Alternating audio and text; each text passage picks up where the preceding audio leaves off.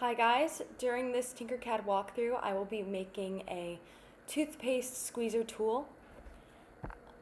So what I'm going to try to make is a triangle with two slots in it, and I think this is a pretty good object to make because it fits within the 10 centimeter by 10 centimeter dimensions. So let's get started. So the first thing you want to do is you want to go to the toolbar on the side and drag in any shape you want. So I'm going to use this wedge. And you see it's not oriented right, and as I turn the view in the top corner with the cube, I could see it's not the right orientation that I want. So what I'm going to do is I'm going to use these arrows to turn it to be the way I want it. So that looks pretty good. And you can use the arrows all around to orient it the way you want. Which is a really helpful tool when you're making complicated items. Before I start making the holes in my design and creating the slots, let's go to the top view and look at the dimensions. See in the corner it says millimeters, so that means the dimensions are in millimeters. So this 20 millimeters is actually 2 centimeters.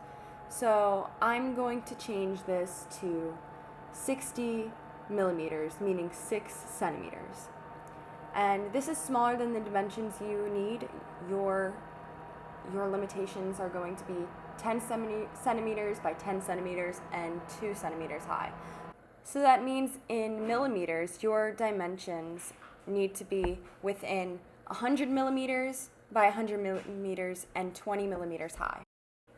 Now, to add in holes, we have to go to our toolbar on the side and drag any shapes that are striped. That signifies a hole in your design.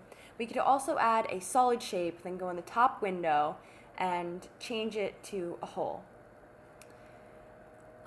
So what I'm going to do now, I am going to make this the way I want it. I'm going to make it a little smaller. So I think about 1.5 centimeters is good.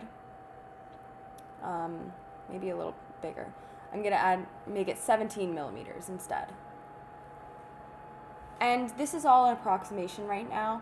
If you want to get very specific, you can use a ruler in real life and figure out which exact dimensions you want. So here I'm adding another box, and as you can see, I am making it about the length and width I'd like for the slot to be. Right there looks good. Now this is a very simple object, but once you have everything in place, the next thing you want to do is highlight your whole thing and group it with this icon in the top left corner. So now that all the holes are set and it looks good, I'm going to check the bottom and make sure it's not in the air. So if it would be in the air, it would look like this and have a little line. You want that to be 0. And then you're good. You're done with your design. And to finish off, you want to actually click export in the top right corner and then STL file. And that's it.